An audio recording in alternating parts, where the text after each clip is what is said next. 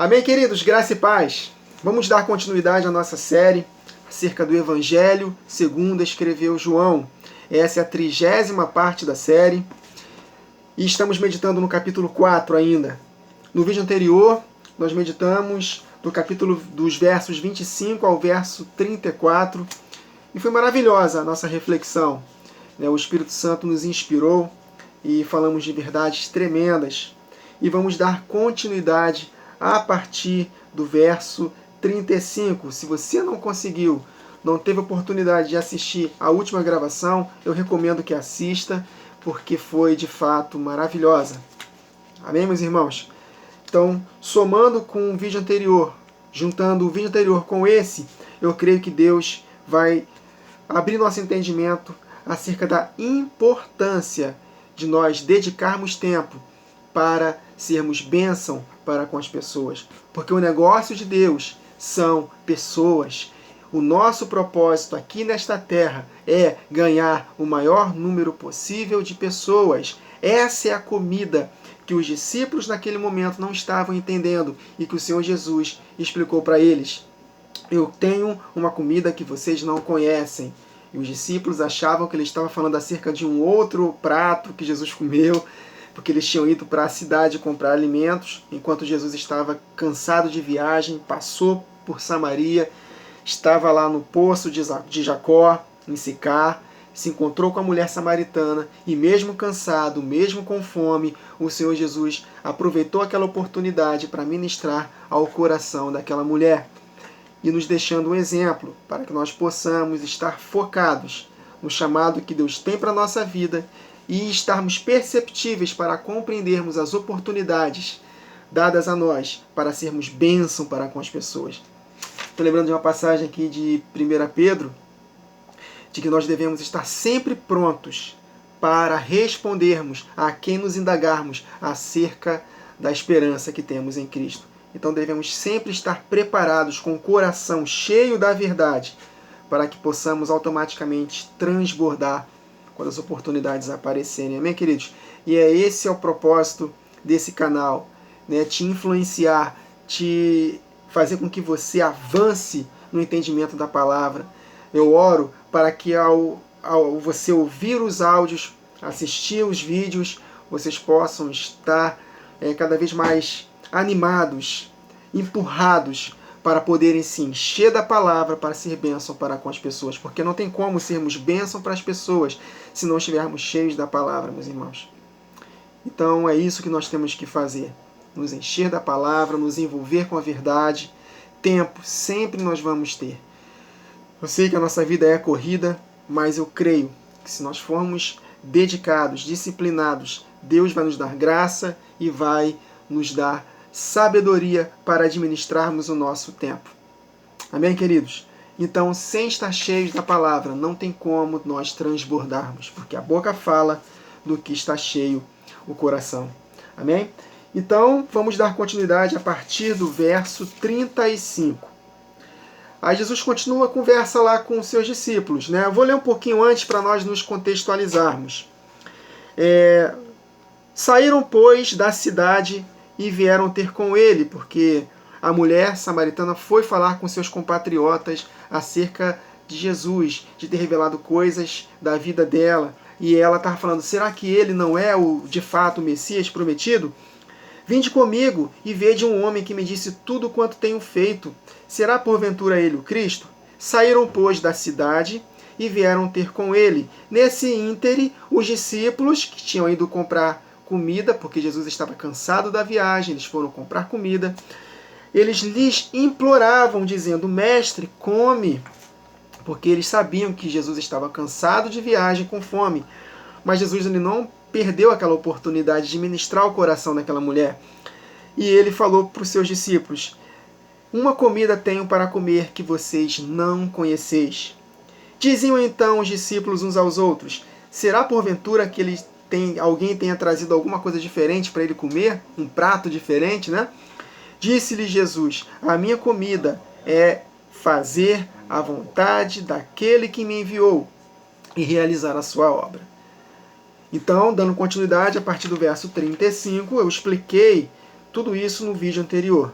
Tá? E eu vou dar continuidade a partir do verso 35, por isso que é importante, né, se você puder assistir o vídeo anterior somado com esse também. Verso 35. Não dizeis vós que ainda há 4 meses até a ceifa? Olha o detalhe, ceifa, prestem muita atenção, ceifa, colheita. Eu, porém, vos digo, erguei, levantei os olhos e vede os campos, pois já branquejam para a ceifa. Jesus estava falando num contexto natural, que há 4 meses haveria uma colheita, mas ele, ao mesmo tempo, ele estava fazendo com que os discípulos entendessem revelações espirituais. Então, Jesus ele faz muito isso na sua palavra. Ele pega coisas naturais, contextos históricos, e transforma em verdades espirituais, proféticas e também escatológicas, meus irmãos. É muito importante compreender a palavra assim. E ele está focando na colheita. Então a comida de Jesus naquele momento, ele estava com fome, mas ele não poderia perder a oportunidade e a inspiração do Espírito Santo que estava nele, o Espírito do Pai, para poder ministrar aquela mulher. Talvez se Jesus parasse para comer, relaxasse, ele perderia a oportunidade de conversar com aquela mulher. E através daquela conversa, aquela mulher foi e chamou os seus compatriotas. E Jesus ficou com eles 2 dias naquela província, ensinando a palavra de Deus. E Jesus nos deixou um exemplo. Não percam as oportunidades. A fome, o cansaço, o estresse, os desgastes não podem tirar o foco de vocês. Fiquem firmes. É mais ou menos isso que o Senhor Jesus quer nos ensinar, nos deixando esse exemplo. Aí ele fala, erguem os olhos e vede os campos, pois estão prontos para a ceifa. Olha só, meus irmãos, como Jesus falou, erguem os olhos. Ou seja, os discípulos estavam olhando muito para baixo. Ou seja, estavam muito focados nas coisas desta vida passageira. E Jesus falou, para de ficar focado nessas coisas passageiras. Aprendam a discernir as oportunidades para vocês escolher, para que vocês possam colher vidas para toda a eternidade. Lucas capítulo 13, versos 11 a 13, o Senhor Jesus me fez conectar. Aparentemente, parece não ter nada a ver com o assunto, mas vocês vão entender que tem tudo a ver. Era um contexto natural de uma enfermidade, mas que tem um contexto, uma revelação maravilhosa espiritual. Vamos ler? Jesus falou para eles levantarem os olhos, tirarem os olhos de baixo, para poderem perceber essas oportunidades, para que eles possam ceifar vidas, porque o campo está madurinho para a ceifa. Olha só esse episódio muito interessante de Lucas 13, versos 11 a 13. E veio ali uma mulher possessa de um espírito de enfermidade havia 18 anos. Ela andava encurvada, olha o detalhe, encurvada. Quem anda encurvada só olha para baixo, queridos. Sem de modo algum poder endireitar-se. Vendo-a Jesus, chamou-a e disse-lhe, mulher, estás livre da tua enfermidade. E impondo-lhes as mãos, ela imediatamente se endireitou e dava glória a Deus. Essa mulher, ela tinha um espírito de enfermidade que deixava ela encurvada durante 18 anos. Ou seja, espiritualmente falando, ela não tinha capacitação de olhar para cima, de olhar para o que realmente importa.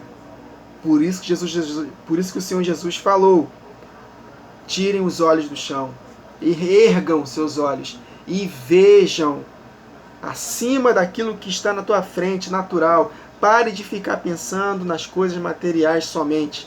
Foque no que realmente importa. Olhe para o alto e veja os campos brancos.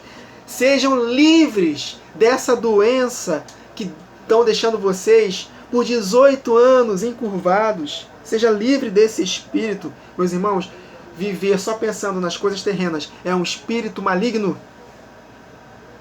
O apóstolo Paulo, em 1 Coríntios 15, se eu não me engano, verso 19, 9 ou 19, acho que é 19, ele escreve lá, se esperamos em Cristo, se a nossa esperança em Cristo se limita somente às coisas desta vida, somos os mais miseráveis de todos os homens. Em Filipenses, capítulo 3, se não me engano, o apóstolo Paulo fala que muitos se apostataram da fé, se tornaram inimigos da cruz de Cristo, porque só pensavam no seu ventre, só pensavam nas coisas terrenas.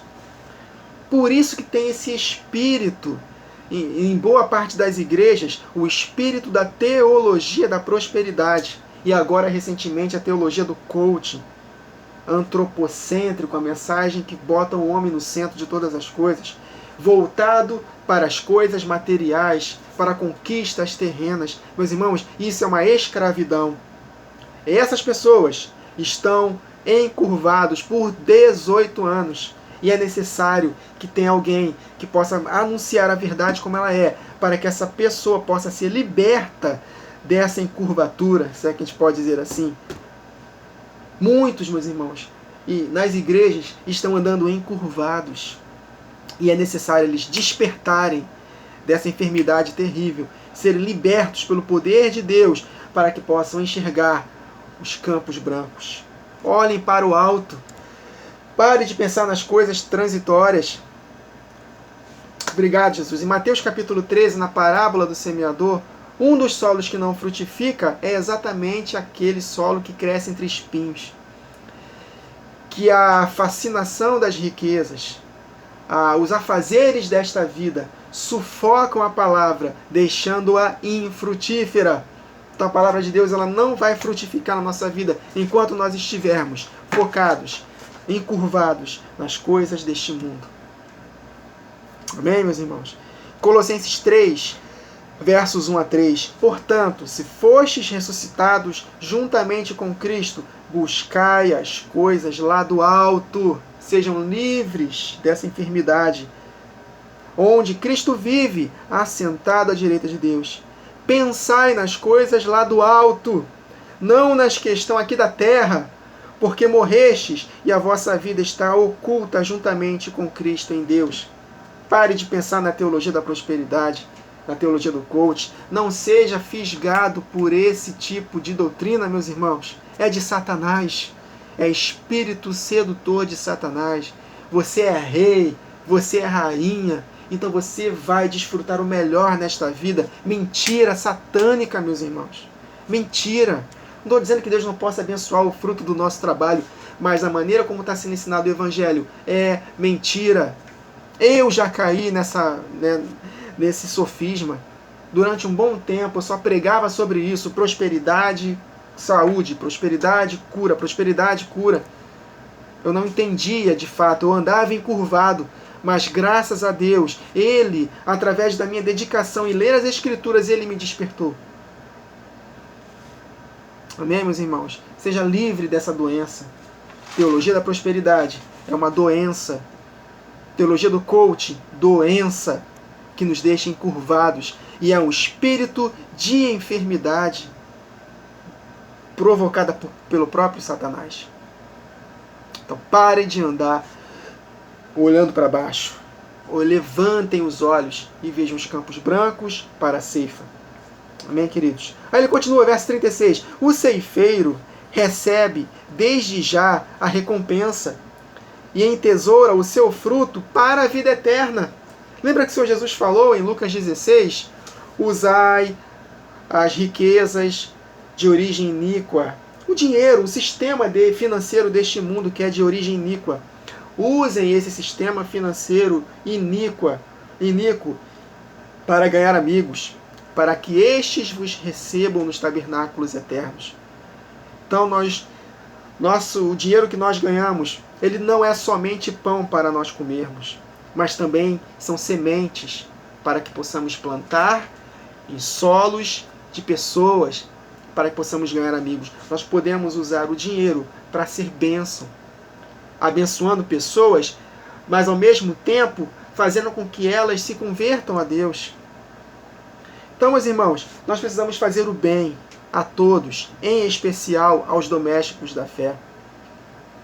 Eu tenho percebido, não, isso aí tá óbvio, todos nós sabemos disso, que a grande maioria esmagadora das igrejas que creem no dízimo como dinheiro são fiéis em dar 10% para o ministério, mas não têm a capacitação de ajudar um irmão. São fiéis em dar lá 10% do seu salário todo mês, mas não ajuda quem realmente precisa. Não estou dizendo que é errado você ajudar um local onde você congrega, meus irmãos. Se esse local é sério, você vê que o pastor não está roubando de vocês, fazendo com que o foco das pregações seja só isso, para poder arrecadar dinheiro e alimentar esses lobos, tudo bem, você não tem que dar mesmo. Mas quando você vê que o ministério é sério, ainda que creia de forma errada de que dízimo é dinheiro, mas se fazem de coração, não tem problema em ajudar. Amém, queridos? Mas não esqueçam de abençoar a outras pessoas que estão precisando. Porque, infelizmente, muitas igrejas estão cheias de grana, mas não conseguem ajudar outras pessoas que estão necessitadas. Amém, queridos? Tem que ter um equilíbrio nisso aí. Então o ceifeiro recebe a recompensa e entesoura seu fruto para a vida eterna.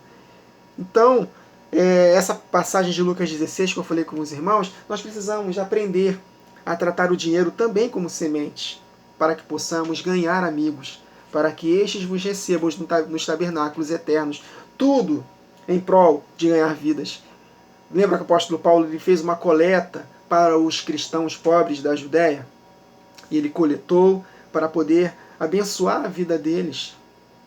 Ou seja, e eles, através dessas doações voluntárias com amor, eles dariam graças a Deus por causa de vós. Ou seja, eles serão sustentados materialmente, mas também serão edificados pelo comportamento de amor de vocês. Ou seja, estavam ganhando amigos para que na eternidade eles possam receber a gente.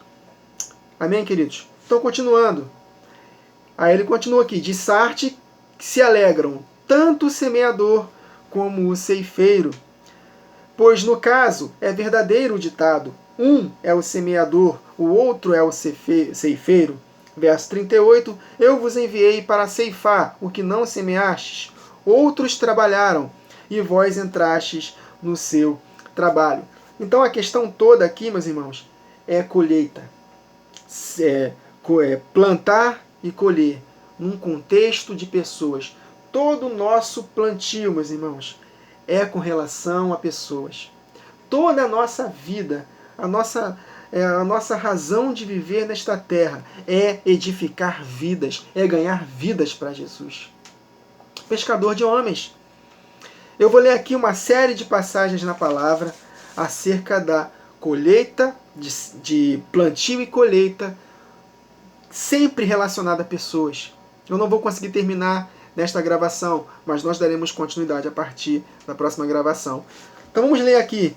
Há uma íntima relação entre Deus e a igreja no trabalho do reino para a colheita de almas. João capítulo 12, versos 23 a 26.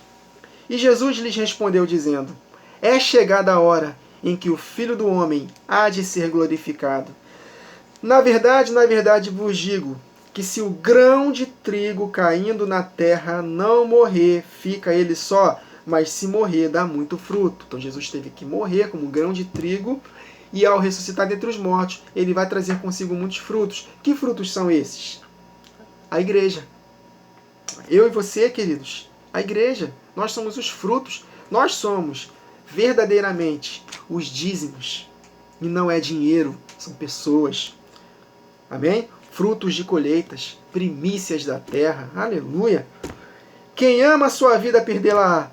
E quem neste mundo odeia a sua vida, guarda-la-á para a vida eterna. Ou seja, Jesus recebeu uma proposta de ir para a Grécia, porque os gregos estavam procurando Jesus. E pensa num palco daquela época, maravilhoso, para Jesus fazer a festa lá, pregando a palavra.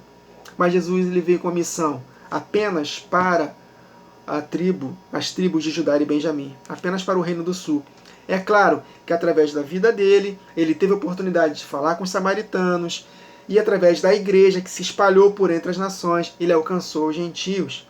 Mas ele precisava primeiro morrer para que a mensagem chegasse de fato aos gentios e eles se convertessem dos seus pecados e fossem novas criaturas e acrescentados ao Israel de Deus. Então Jesus falou, eu preciso morrer, então se eu amar a minha vida, Eu não vou de fato cumprir minha missão e não vou salvar esses gregos. Ainda não chegou a hora deles. Então, esse grão de trigo precisa primeiro morrer, para que ele possa brotar da terra, aí sim alcançar esses gregos e todo o resto do mundo. Graças a Deus por esse sacrifício na cruz que fomos alcançados. Amém, queridos? Aí ele continua: se alguém me serve, siga-me, e onde eu estiver, ali estará também o meu servo. E se alguém me servir, meu Pai o honrará. Servir a Deus é ganhar pessoas. Olha aqui a relação de plantio e colheita com relação a pessoas, meus irmãos. João 20, versos 21 a 22. Da mesma forma que Jesus foi enviado, Deus também nos enviará. Nos enviou também. Disse-lhes, pois, Jesus outra vez: paz seja convosco. Assim como o Pai me enviou, eu também envio a vós. E dizendo isso, Jesus soprou sobre eles o Espírito Santo. Queridos, nós recebemos o Espírito Santo para ganharmos pessoas. 1 Coríntios 15, 58. Portanto, meus amados irmãos, sede firmes e constantes, sempre abundantes na obra do Senhor, sabendo que o vosso trabalho não é vão no Senhor, num contexto de ressurreição dos mortos. E Paulo menciona acerca de colheitas nesse contexto de ressurreição. Nós seremos colhidos na ocasião da volta de Jesus para o celeiro dele. Amém? Tem uma situação aqui que eu anotei de 2 Coríntios 12, 15. O apóstolo Paulo não estava sendo correspondido pelos coríntios. E ele estava se desgastando por eles. E ele não desanimou, pelo contrário, aí que ele continuou perseverando em ganhá-los para Jesus. Olha o que ele escreveu aqui em 2 Coríntios 12, 15. Eu, de boa vontade, me gastarei, e ainda me deixarei gastar ainda mais em prol da vossa alma, ainda que eu não seja correspondido. Me gastarei e me deixarei gastar ainda mais. Em Atos 14, o apóstolo Paulo tinha sido apedrejado, tido como morto. Todo arrebentado no dia seguinte, ao invés dos irmãos confortarem o coração de Paulo, ele estava animando os irmãos a perseverarem. E nós, qualquer probleminha que a gente sofre, a gente desanima. O apóstolo Paulo apedrejado, tido como morto, quase morreu. No dia seguinte, meus irmãos, todo quebrado, ele estava encorajando os irmãos: vamos embora, importa que passemos por muitas tribulações. Em outro determinado local que o apóstolo Paulo estava, se não me engano era em Coríntios, na Ásia, não sei, não estou lembrado agora, houve um problema lá na cidade, eu acho que era em Atenas. Aí Jesus apareceu para Paulo e falou: Paulo, não temas, continue perseverando nessa sua missão, porque eu tenho muito povo nessa cidade. Não desanime, eu tenho muito povo nessa cidade. O foco de Deus são pessoas, queridos. Em 1 Coríntios capítulo 9, versos 16 a 27, olha o foco de Paulo para ganhar pessoas. Porque se eu anuncio o evangelho, não tenho de que me gloriar, pois me é imposta essa obrigação. E ai de mim, se não anunciar o evangelho, num contexto em que o povo de Coríntios, a igreja de Coríntios, não estava correspondendo. Mas eu preciso perseverar, porque ai de mim se eu não pregar o evangelho. Vocês não estão me ajudando financeiramente para continuar nessa missão. Não tem problema, eu vou continuar pregando para vocês, ainda que vocês não me deem um centavo. Porque o apóstolo Paulo, nesse momento, ele estava vivendo do evangelho. Ele precisava das ajudas das igrejas para que seu ministério fosse adiante. E essa igreja aqui não estava ajudando ele. Aí ele continua: e por isso, se eu faço de boa mente, terei o prêmio. Olha aí, sendo ajudado ou não, ele continuou fazendo de boa vontade, porque ele sabia do prêmio eterno. Mas se de má vontade apenas a dispensação me é confiada, então eu não vou fazer de má vontade. Eu vou fazer por amor a vocês. Logo, que prêmio eu tenho? Que evangelizando eu proponha de graça o evangelho de Cristo, para não abusar do meu poder no evangelho. Ele era apóstolo, meus irmãos, e ele não abusava do poder que ele tinha. Ele simplesmente, mesmo não sendo correspondido, ele perseverava porque ele amava a igreja. E ele perseverava em evangelizar.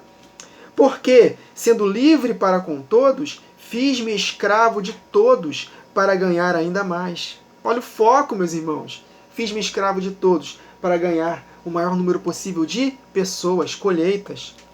Fiz-me como judeu para os judeus, para ganhar os judeus. Para os que estão debaixo da lei, como se estivesse debaixo da lei dos ritos cerimoniais, para ganhar os que estão debaixo da lei. O apóstolo Paulo até mesmo circuncidou seu filho na fé, Timóteo, para que ele tivesse oportunidade de pregar a palavra para esses judeus que viviam debaixo daquela lei, que em Cristo Jesus já foi abolida, a lei dos ritos cerimoniais. Para os que estão sem lei, como se estivesse sem lei, não estando sem lei para com Deus, mas debaixo da lei de Cristo, da lei dos 10 mandamentos. Para ganhar os que estão sem lei. Está falando acerca dos gentios, que estavam sem a lei dos ritos cerimoniais. Então ele pregou tanto para os gentios quanto para os judeus. Então ele teve que usar de estratégias, de sabedoria, para poder alcançar esses dois povos, meus irmãos. Fiz-me como fraco para os fracos, para ganhar os fracos. Ele tinha paciência para com os fracos. E hoje a gente recebe uma refutação, a gente já fica nervoso, já quer discutir. Não, calma. Devemos ter paciência para com os fracos, para ganhar os fracos e não perdê-los. A maneira como nós conduzimos com outras pessoas que são mais fracas que nós no entendimento vai fazer com que nós percamos eles, se nós agirmos de forma carnal, orgulhosa, arrogante. Todo mundo tem um tempo para aprender, meus irmãos. Claro, tem aqueles rebeldes que não querem aprender, aí é diferente. Mas nós precisamos ter esse discernimento, ou para entender, aquela pessoa é fraca, então vou ter paciência com ela, para que eu possa ganhá-la.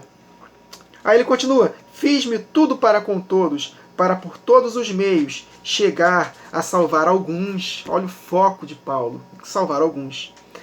E eu faço isto por causa do Evangelho, para ser também participante dele. Não sabeis vós que os que correm no estádio, todos correm na verdade, mas só um ganha o prêmio? Então corram de tal maneira que o alcanceis. Em qual contexto, em qual sentido? De ganhar pessoas. Aí ele continua, e todo aquele que luta de tudo se abstém. Eles o fazem para alcançar uma coroa corruptível, nós, porém, uma incorruptível. Então ele está falando acerca de atletas que se abstêm, que tinham uma dedicação, né, uma disciplina no corpo para poder ganhar uma corrida. E nós devemos ter a mesma disciplina, só que uma disciplina para ganharmos a coroa da vida. E o contexto aqui é o quê? Nos disciplinarmos para ganharmos pessoas. A nossa recompensa na eternidade será a maneira como nós vivemos com as pessoas. Amém, queridos? O foco de Deus são vidas. A nossa meta é alcançar vidas. Edificação de vidas. Esse é o propósito deste canal. Edificar a sua vida com a palavra de Deus. Aí ele continua. Pois eu assim corro, não dando socos ao ar. Ou seja, eu não estou correndo em vão, porque eu sei que eu vou alcançar o prêmio eterno. Assim combato, não combatendo no ar. Antes, subjugo o meu corpo e o reduzo à servidão, para que, pregando aos outros, eu mesmo não venha a ser desqualificado. Por quê? Porque a carne de Paulo estava querendo desistir. Mas lembra que nós lemos aqui que na segunda carta aos Coríntios ele falou, eu vou me gastar e me deixar gastar ainda mais em prol da vossa alma. Ainda que eu não seja correspondido por vocês. Irmãos, ainda que tenham pessoas que não nos correspondam, vamos continuar firmes nesse propósito de edificação de vidas.